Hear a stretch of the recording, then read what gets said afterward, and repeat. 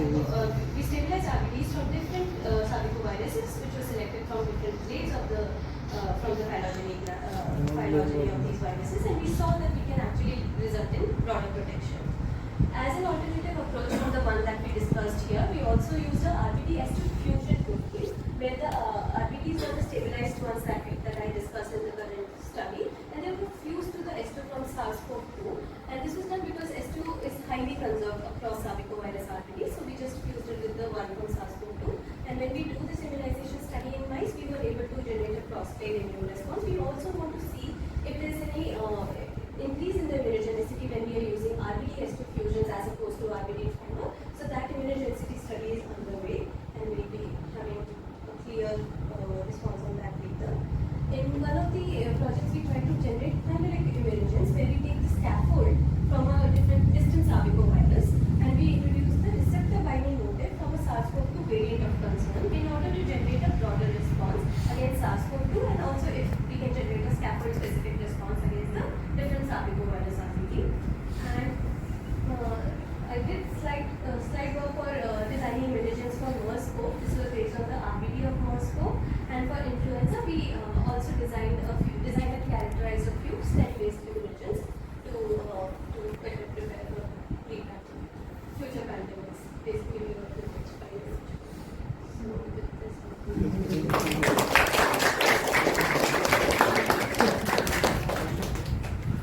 In your first part, after addition of nanos, where the thermal stability goes up. After addition of nanos, the stability goes up. So if we look at the TMs for the PK RBD and the mammalian RBD, stabilized ones, we don't see much of a difference.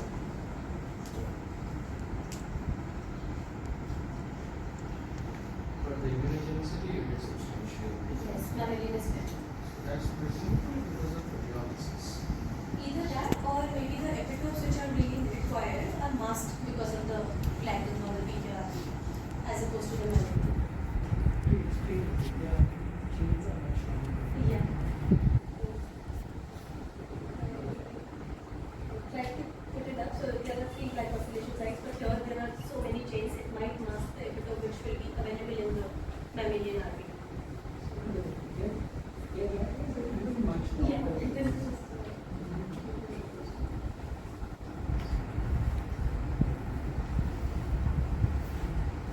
there any more questions?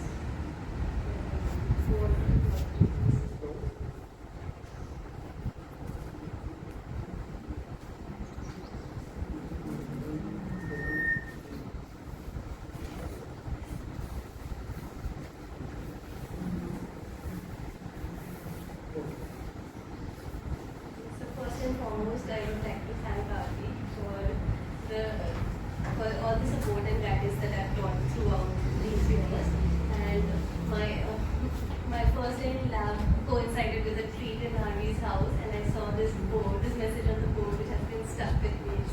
Miracles happen. I'm assuming it's by Nayan, and then I have no other way to explain how I ended up here, and I've had a really good time, and I'm very grateful that I got to learn from him, and he inspires us every day in scientific and non-scientific manner, and he makes me feel more, and I have had the best time of my PhD in this lab. So thank you, sir. And then I also want to thank Sujata and Nayan. They've been very kind, very inclusive, and so welcoming whenever they come to the lab or they invite us to their place.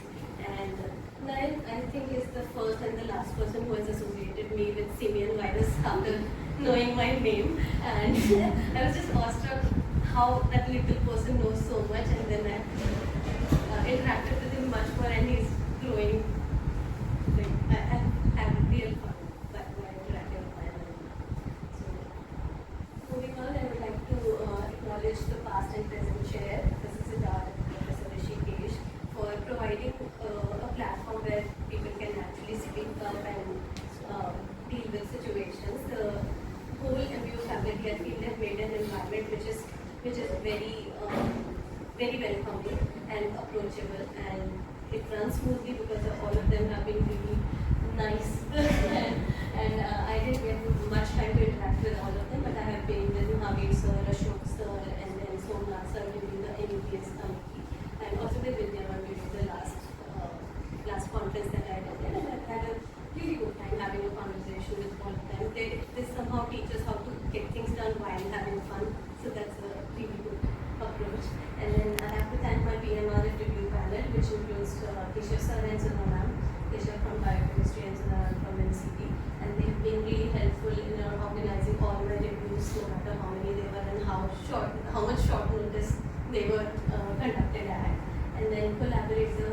Somnath sir, Sudha Kumari ma'am, and Rajesh sir from Tech. They have been really helpful throughout the projects that I enjoyed, and they were very prompt in doing their part for the project. Then Minvax, and special thanks to Randeep sir. He has all the answers to whatever question I have, and he's very very readily provides whatever we need. So I have to thank him. And then for PATS facility, Aparna, Adi, and Murli, who have been doing a very good job at maintaining the facility. Aparna Adi did most of the things that I was involved in. Now Murli has taken over, and she also took over.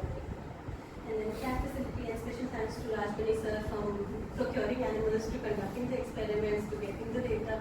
He's everywhere during the animal experiments, so huge thanks to him. Then for SKR facility, Srilata ma'am, who actually trained us, and she was taking care of the facility, and then we had Keetana, Jisna, Harshita, and all of them are the reason that we have the facility up and running. They are doing a very good job at it. All the MBU staff for helping in whichever way possible. And special thanks to some of the labs that have been closely related with Rahul Roy lab from Clement, then Shekhar lab from CDS. These are the labs that that are our neighbors in Old CS building. So no matter which instrument we need, what time we need, we can just go there, and then it's like we have 3 labs there in that building. And then special thanks to PNR lab, Trishna and Arvind especially. They were the first seniors that I got when I was working in the bio building.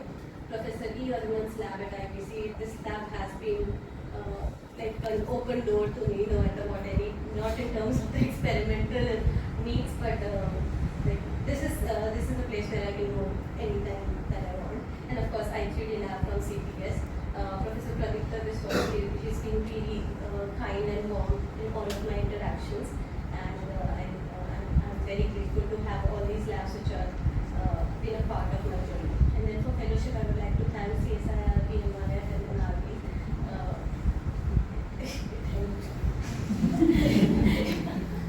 And then thanks to former RB lab members, even though I didn't have a lot of overlap with these people, which are in the start, Sameer, Shabaz, Gopinath, Soumya, Priyanka. These were the people who were just finishing when I joined, and that's how I learned how the colloquiums are done, how things are when we are sort of finishing. And then I saw that for Rohan, Murmur, Nisha, Sara, Suhail, Shivashni, Suhail. Yeah, so Suhail has been looking out for us in his own weird ways, and I really miss that in lab. And Shivashni, Shakti, Samar, they were here for a shorter duration, but they were really bringing this young energy to the lab.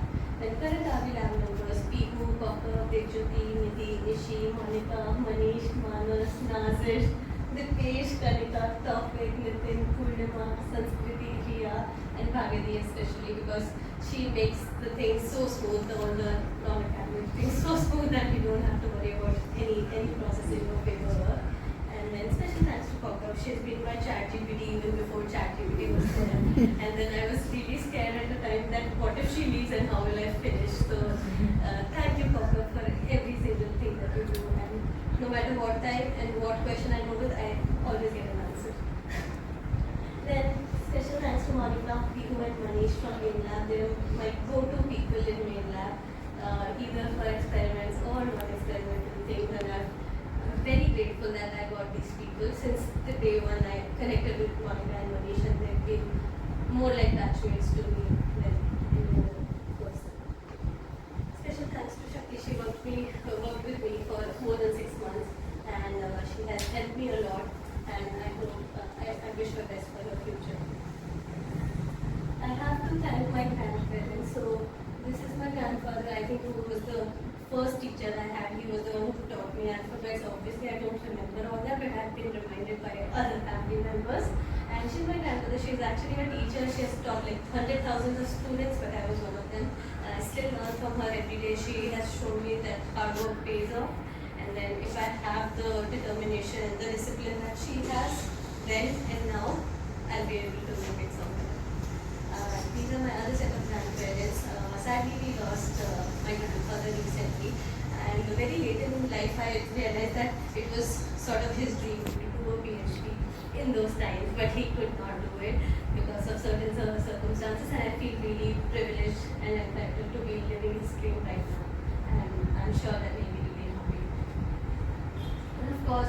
parents who have been my biggest supporters. I think I'm able to do things the way I do because I know that they are backing me up. Especially my father, who has taught me literally what resilience is. Things might not go our way always, but if we just jump back and try harder, we'll be able to make it. And my mother was very warm, loving person. I just thank her for being there always, all the time.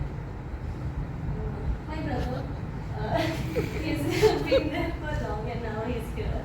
So he's the one who has always supported me, and one of the reasons that I'm standing here today, I'm not sure where I would be if you would not have known me. So I'm really thankful for that. Varsha, a special thanks because she's the reason that I work peacefully here. She's currently staying with my parents because of work, but because she's there, I'm happily working there. I do not have to worry about them at all. And I have this extended set of parents. These are my uncles and aunts, and they've been really supportive. They're backing me up silently, and they're always there for me. And these are the whole set of younger ones which are behind me. So I just hope that I can inspire them to do the things they love, and they'll be able to succeed. I have to thank my friend circle here, which is it's going long, but I need to mention these people. So they have been my whole family here.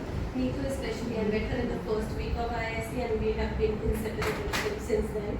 She has seen me at my worst and living my best life with her, and I don't know what I would do without her. We have Suji, who has actually paved the path for all of us. She's a little bit ahead, but now I do have somebody who I can trace and I hope I trace behind her. We have Sanjana, who's like the kid of the group. She brings too much energy to the group, and we really like observing her doing her own sweet things in her own weird manner, and I enjoy a lot just by her presence. And then now we have Gati, who's such a warm person. She's a new addition to the group, but I really enjoy her company. And of course, I think the last time I had him with me was school in such a setting, and now he's back, so it's very weird emotion, but I'm really happy that he's here. And then special thanks to Himanshu for always being there for me in the good times, in the bad times, celebrations or disappointments. He's always there, and he's such a positive influence. Sometimes I just can't be sad because he's around. So, Adarsh was like the fun energy to the group. If he's there, there's never a dull moment. He has brought life to the group, and I think if he's there, there will never be a dull moment.